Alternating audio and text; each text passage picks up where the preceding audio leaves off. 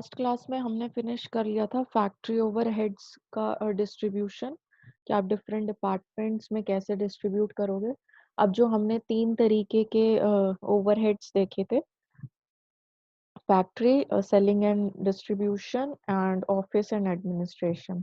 ठीक है, तो उसमें से हम सेकंड ओवरहेड हमारा आज शुरू कर रहे हैं। सेकंड ओवरहेड है आपका ऑफिस एंड एडमिनिस्ट्रेशन ओवरहेड्स।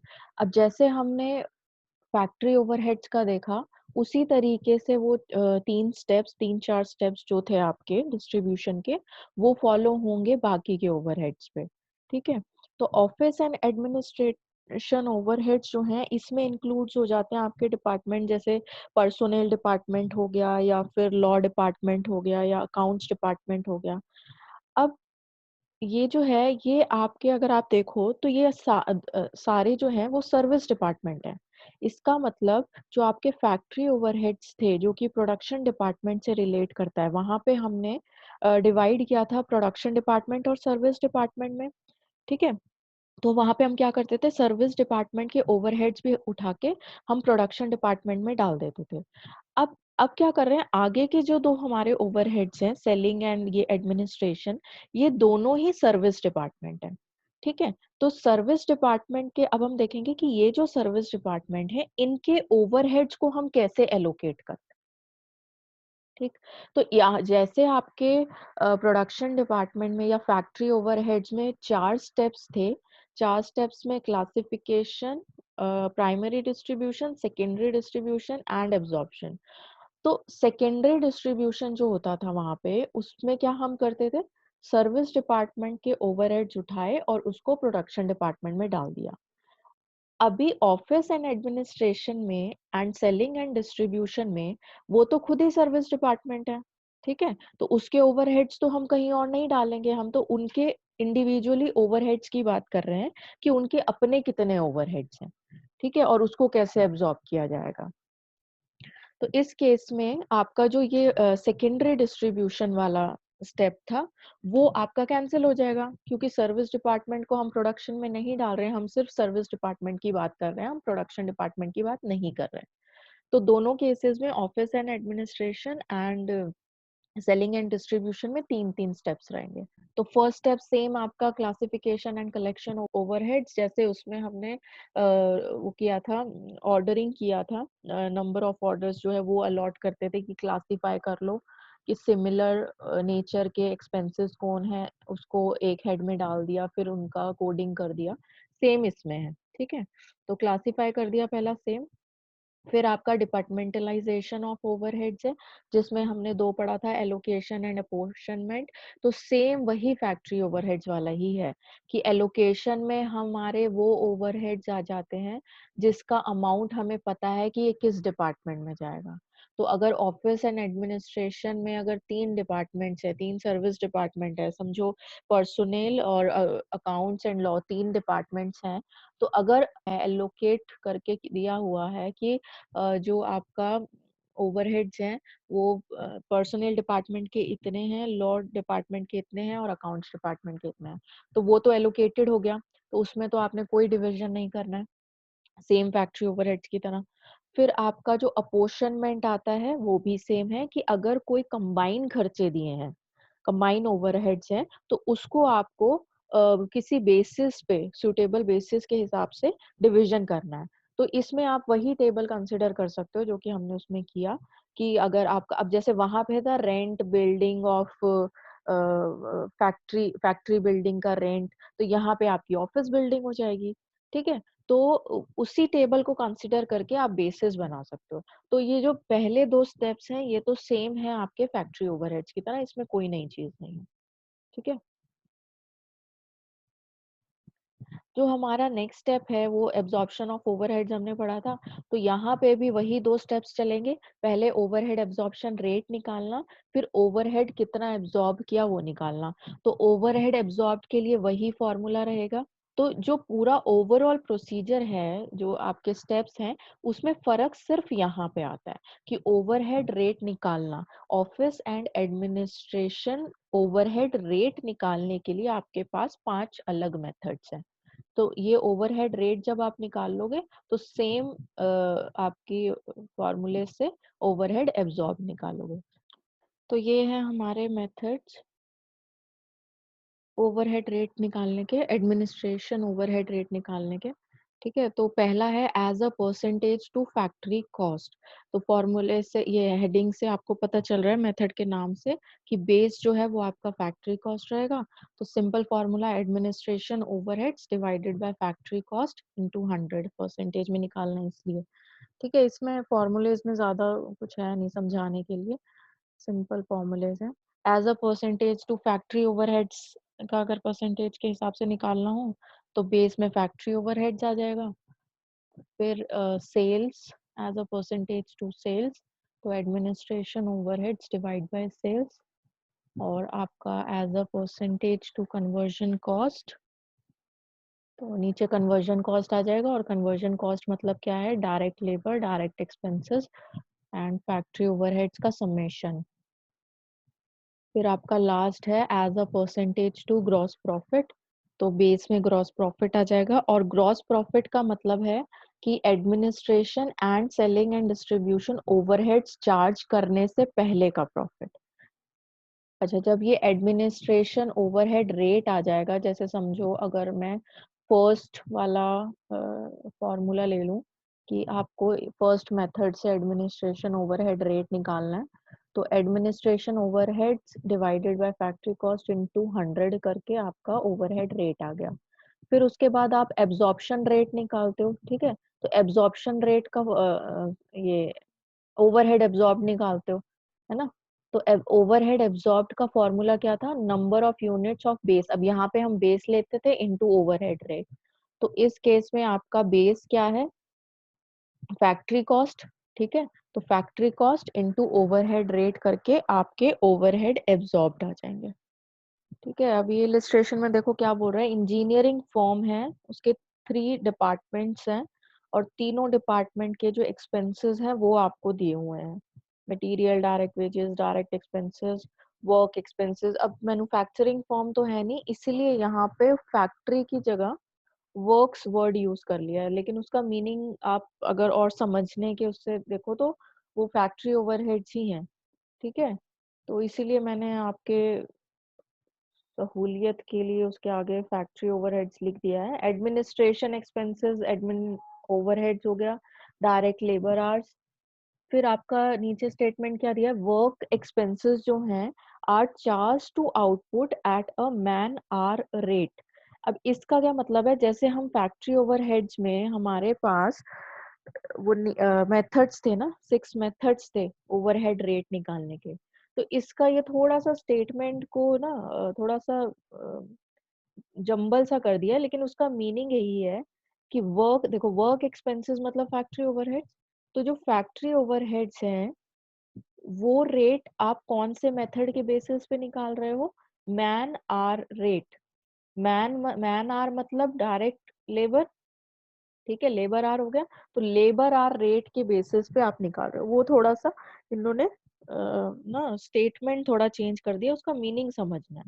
तो इस सिंपल ये स्टेटमेंट का मीनिंग जो है वो ये है कि फैक्ट्री ओवरहेड्स जो आप चार्ज कर रहे हो वो किस रेट से चार्ज कर रहे हो, मैन आर रेट से। और मैन आर रेट मतलब क्या है, लेबर आर। मैन मतलब लेबर हो गया ना, तो आपके लेबर आर रेट के बेसिस पे आप चार्ज कर रहे हो। दूसरा स्टेटमेंट क्या बोल रहा है, administration expenses are charged as a percentage on work cost.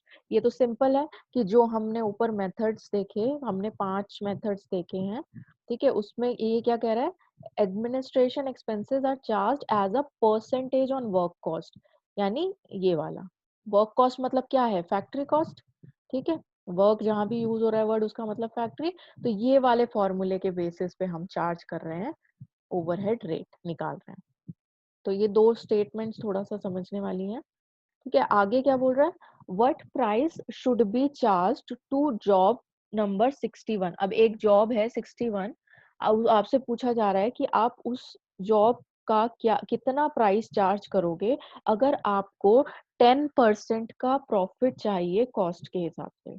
और जॉब से रिलेटेड आपको इन्फॉर्मेशन दे रखी है कि उस जॉब में मटेरियल इतना लगता है, डायरेक्ट वेजेस इतनी है, डायरेक्ट एक्सपेंसेस और डायरेक्ट लेबर आवर्स। ठीक है, तो जैसे पहले मैंने आपको बताया था कि एक होती है ओवरऑल फिगर्स और एक होती है स्पेसिफिक, एक क्वेश्चन में बताया था ना। ठीक, तो वैसे ही ये है कि जो ऊपर वाली फिगर्स हैं ये है आपकी ओवरऑल सारे डिपार्टमेंट्स की, और ये है आपकी जॉब नंबर 61 से रिलेटेड। तो आपसे पूछा जा रहा है कि जॉब नंबर 61 का प्राइस आप कितना चार्ज करोगे। तो आपको पता होना चाहिए, जब हमें सेलिंग प्राइस निकालना होता है हम क्या करते हैं, कॉस्ट शीट बनाते हैं। तो पहला मेथड, पहला स्टेप जो है वो हमें कॉस्ट शीट बनानी है। फिर हम उसमें देखेंगे कि कॉस्ट शीट में क्या मिसिंग फिगर्स हैं, जिसके लिए हमें फिर और चीजें निकालनी पड़ेंगी। तो सबसे पहले हम कॉस्ट शीट देखते हैं हमारी। ये आपकी कॉस्ट शीट है। ठीक है, तो 3 डिपार्टमेंट्स हैं ए बी सी। तीनों डिपार्टमेंट के का अलग अलग हमें देखना है कि कितनी कॉस्ट आएगी। अभी हम तीनों डिपार्टमेंट की कॉस्ट निकाल, हमें जॉब नंबर 61 की वो निकालना है सेलिंग प्राइस।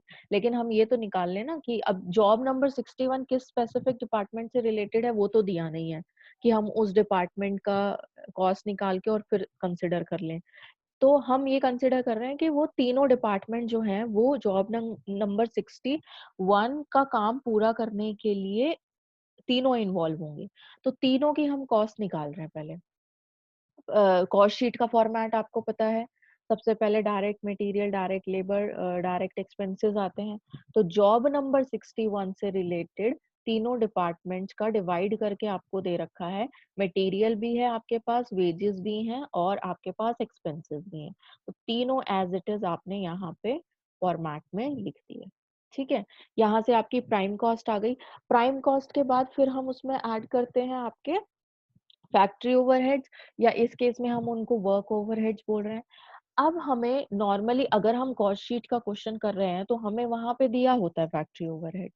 ठीक है, अब यहाँ पे हम कॉस्ट शीट बना रहे हैं लेकिन फैक्ट्री ओवरहेड्स जो हैं वो कंबाइन दिया है। देखो यहाँ नीचे जॉब से रिलेटेड कहीं फैक्ट्री ओवरहेड्स नहीं दिया, आपको फैक्ट्री ओवरहेड्स तीनों डिपार्टमेंट के कंबाइन दिए हैं। ठीक है, तो मुझे कैसे पता कि इस पर्टिकुलर जॉब के लिए आप कैसे किस डिपार्टमेंट से कितना जो फैक्ट्री ओवरहेड्स है वो इससे रिलेटेड है। तो मैं क्या करूंगी, मैं ओवरहेड रेट निकाल लूंगी। ठीक है, जैसे हमने पहले के क्वेश्चन में किया है कि ओवरहेड रेट निकाल लिया कि किस रेट पे आप ओवरहेड्स को एब्जॉर्ब करोगे इस पर्टिकुलर जॉब के लिए। ठीक, तो आपका ओवरहेड रेट निकालना है। तो ओवरहेड रेट देखो आप कैसे निकालोगे।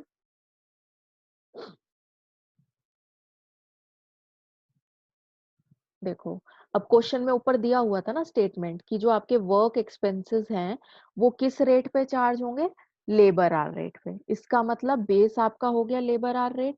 तो वर्क एक्सपेंसेस आपको दिए हुए हैं, ओवरऑल एक्सपेंसेस या ओवरऑल ओवरहेड्स आपको दिए हुए हैं 9760655 ये यहाँ पे हमने लिख लिए। ठीक है, बेस हमें पता चल गया, डायरेक्ट लेबर आवर का बेस लेना है। तो हमें हमारे पास डायरेक्ट लेबर आवर्स हैं ओवरऑल, ये वाले। ठीक है, ओवरऑल लेना है, ध्यान रखना है, पहले भी बताया कि बेस में जो आएगा वो ओवरऑल होगा। जब आप आर रेट निकाल रहे हो उसमें जो बेस में आएगा वो ओवरऑल होगा। जब स्पेसिफिक, जब आप कॉस्ट शीट में निकालोगे तो फिर ये इंडिविजुअल आएगा। ठीक है, तो ओवरऑल आपके लेबर आवर्स ले लिए, डिवाइड करके आपका आ गया डायरेक्ट लेबर आवर रेट। ठीक है, तो जब आप लेबर आवर रेट निकाल लेते हो उसके बाद आप निकालते हो ओवरहेड एब्जॉर्ब्ड। उसके लिए क्या था, जो भी आपका बेस है मल्टीप्लाई बाय आपका ओवरहेड रेट। ठीक है, तो कॉस्ट शीट में हम क्या करेंगे, आपके वर्क ओवरहेड्स क्या आ गए, बेस क्या था डायरेक्ट लेबर आवर्स। तो ये डायरेक्ट लेबर आवर्स लिख लिया, मल्टीप्लाई कर दिया ओवरहेड रेट से। सेम वही फॉर्मूला फैक्ट्री ओवरहेड्स वाला ही, कुछ नया नहीं है। ठीक है, तो डायरेक्ट लेबर आर बेस ये जो है हमने ये जॉब नंबर 61 का जो दिया है वो वाले लेबर आर्स ले लिए। यहाँ से आपकी तीनों डिपार्टमेंट की अलग अलग जो है फैक्ट्री ओवरहेड्स आ गए। यहाँ से टोटल किया तो आपकी आ गई वर्क कॉस्ट। ठीक है, फिर आते हैं आपके, ऐड करते हैं हम एडमिनिस्ट्रेशन ओवरहेड्स। अब एडमिनिस्ट्रेशन ओवरहेड्स के लिए उसने क्या स्टेटमेंट बोला था, administration expenses are charged as a percentage on work cost. इसका मतलब हमें लगाना है ये वाला फर्स्ट फॉर्मूला। तो एडमिनिस्ट्रेशन ओवरहेड्स हम क्वेश्चन में देखेंगे क्या हमें दिया हुआ है, बिल्कुल हमें दिया हुआ है एडमिनिस्ट्रेशन एक्सपेंसेस दिया हुआ है, तो वो तो हमें नहीं निकालना है। फिर उसके बाद नीचे हमारी आएगी फैक्ट्री कॉस्ट या वर्क कॉस्ट। ठीक है, तो क्या वो हमारे पास है इस पर्टिकुलर जॉब से रिलेटेड? तो वो ये जो फैक्ट्री ओवरहेड्स ये तो ओवरऑल है ना, और ये वैसे भी ओवरहेड्स हैं, ये आपकी कॉस्ट नहीं है। कॉस्ट में तो सब कुछ आ जाता है, वर्क कॉस्ट नहीं है ये। तो वर्क कॉस्ट हमें निकालनी है जॉब नंबर 61 से रिलेटेड। तो हम नेक्स्ट में क्या करेंगे, हम सिर्फ वर्क कॉस्ट निकालेंगे जॉब नंबर 61 से रिलेटेड। ठीक है, तो हमने सारे जो हमारे एक्सपेंसेस हैं ये वाले फैक्ट्री फैक्ट्री ओवरहेड्स और फैक्ट्री कॉस्ट या वर्क एक्सपेंसेस और वर्क कॉस्ट दोनों में फर्क है। देखो फैक्ट्री ओवरहेड्स जो है वो सिर्फ ये हैं, और जब आप वर्क कॉस्ट की बात करते हो तो अगर आपको कॉस्ट शीट में भी, अगर आप कॉस्ट शीट का अपना पुराना फॉर्मेट भी उठा के देख लो तो वर्क कॉस्ट जो है वो यहाँ पे आती है। और इसमें देखो अब क्या क्या इंक्लूड हो गया, डायरेक्ट मटेरियल वेजेस एक्सपेंसेस यानी प्राइम कॉस्ट और फैक्ट्री ओवरहेड्स, ये सारे मिला के आपकी वर्क कॉस्ट बनती है। तो हमारा जो फिगर्स हमें दी थी ओवरऑल वाली, ये सारी figures material wages expenses and work expenses इन सबको ऐड करके यहाँ मटेरियल वेजेस, ठीक है, और फिर आपके एक्सपेंसेस और वर्क एक्सपेंसेस, ये डायरेक्ट एक्सपेंसेस और वर्क एक्सपेंसेस, इन सब को ऐड करके आपकी वर्क कॉस्ट आ गई। अब हमारे पास फॉर्मूले में जो भी चाहिए था हमारे पास है, एडमिनिस्ट्रेशन ओवरहेड्स वो भी है हमारे पास, और वर्क कॉस्ट हमने निकाल ली। तो administration overheads divided by work cost आपका ओवरहेड रेट आ गया, इसी तरीके से बाकी का ओवरहेड रेट आ गया। ठीक है, दिस 2688 डिवाइडेड बाय 3600 है, उल्टा मत कर देना, फॉर्मूला आप पता है, फॉर्मूले के हिसाब से। ठीक है, अब आ जाओ कॉस्ट शीट पे। तो एडमिनिस्ट्रेशन ओवरहेड्स का हमें रेट मिल गया, ओवरहेड रेट मिल गया। बेस क्या था, हमने बेस क्या निकाला था, वर्क कॉस्ट। ठीक है, तो यहाँ पे भी आपकी वर्क कॉस्ट आएगी, और वर्क कॉस्ट आपको क्या दे रखी है, 11 तीनों जॉब की वर्क कॉस्ट जो है वो क्या आई, 1180, 893 और 825 ये वाली। ठीक है, ये यहाँ लिख दिया। ध्यान रखना है कि ये वाली जो वर्क कॉस्ट है ये हमने निकाली है रेट निकालने के लिए, मल्टीप्लाई कर दिया ओवरहेड रेट से, परसेंटेज में है, तो ये आपके ओवरहेड आपके एडमिनिस्ट्रेशन ओवरहेड्स आ गए। ठीक है, यहाँ से ऐड किया और कोई इंफॉर्मेशन नहीं है, तो यही आपकी कॉस्ट बन गई। अब देखो हमारे पास कॉस्ट जो है वो तीनों डिपार्टमेंट की आई है अलग अलग। हमसे तो पूछा गया जॉब नंबर 61 का बता दो सेलिंग प्राइस क्या है। ठीक है, तो तीनों को ऐड कर दिया, आपकी टोटल कॉस्ट आ गई। प्रॉफिट वो बोल रहा था कि 10% ऑन कॉस्ट है, ये भी और इजी कर दिया कि सेलिंग प्राइस पे नहीं दिया। ठीक है, सिंपल कॉस्ट पे 10%, तो कॉस्ट पे 10% प्रॉफिट निकाल दिया, आपका सेलिंग प्राइस आ गया। अगर आपको आज का वीडियो अच्छा लगा हो तो do like share and subscribe to our YouTube channel और press bell icon for notifications.